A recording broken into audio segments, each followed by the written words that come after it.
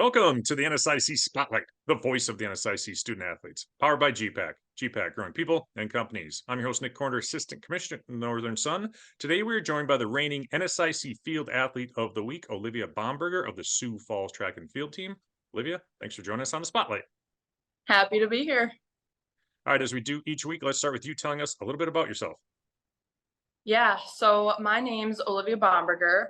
I am from small town Coleman, South Dakota. I am currently a junior at USF, double majoring in nursing and psychology, and I am also a thrower on the track and field team. All right, you were a multiple sport athlete in high school. How did you first get involved in track and field? Yeah, so my sixth grade year, elementary, the junior high team did not have enough girls to compete on their team, and we were asked if we'd be interested in doing that. And so I started off with sprints and sprint relays.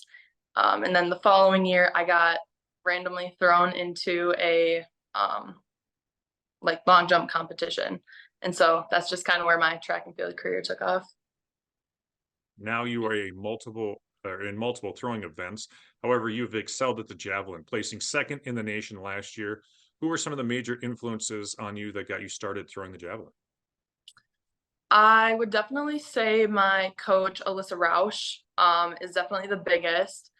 She's always willing to work around me and my crazy schedule. She's always looking for new drills and just like little technical stuff. That definitely helps out a lot. She's super personable and just a fun person to be around, so that helps. Another person would be my teammate Denver Decker. Him and I started throwing javelin roughly around the same time, and so we've kind of just been figuring it out along the way and helping each other back and forth, so it's been cool. Were you recruited to Sioux Falls to throw the javelin? No, I was recruited for sprints and jumps. All right, and then you just picked it up as you were on the team, right? Yeah, kind of. And obviously it's working out. We said second in the nation last year. You're ranked second nationally on the Tiefers list this week after a great throw. What characteristics of an athlete make a great javelin thrower? Yeah, so I would say the first thing is definitely like the ability to hold rhythm. Your crossovers and approach leading up to the throw are either going to make it or break it for you. Arm speed is another big thing, and just like the ability to be explosive. And then I think the most important thing is mobility and flexibility. Being strong is important, but what good is that strength if you can't move efficiently? Training as a thrower and not a weight room hero is huge. Yeah, javelin just involves a lot of physically demanding technical positions, so that ability to get into those positions is vital. You covered part of this, but your coach, what have been the key factors in improving your throw by over 8 meters since you first started? Some of those technical aspects, or what do you think has made you make that jump? Yeah, so my freshman year, I was a sprinter jumper, came in, like that's what I've been doing for years and years and years. Outdoor season came around freshman year, and I ended up getting stress fractures in my shins. And so I kind of had to fall into that javelin thrower role. So I definitely got to like hone in and focus on all the jab things, but I definitely I think the worst place you could live is indecisiveness. And so freshman year, I really locked into the idea of just like being the best athlete I can be in the time I'm given. And so that was locking into training plans, being disciplined in all areas of my life, growing my faith. And then honestly, just mobility has been the biggest thing, like just being able to hit all those positions.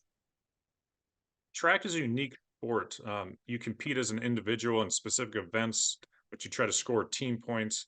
Talk about being a member of a track team and what's been your best experience so far at USF. Oh man. Okay. So track is so cool, like for this reason, like you get to be a part of a team and still have like roles and responsibilities to fill, but at the end of the day, like your failures and successes are completely up to you.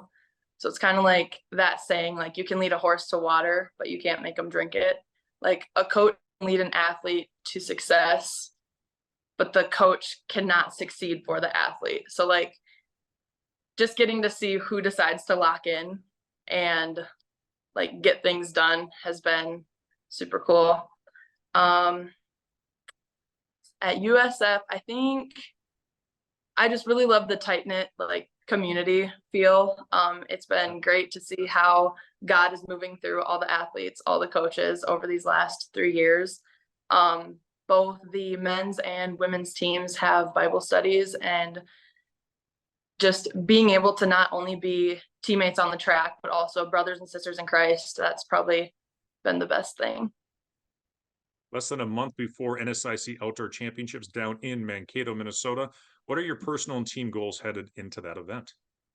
Yeah. So I am hoping to be the conference champ in javelin, and then hoping to make the podium for hammer.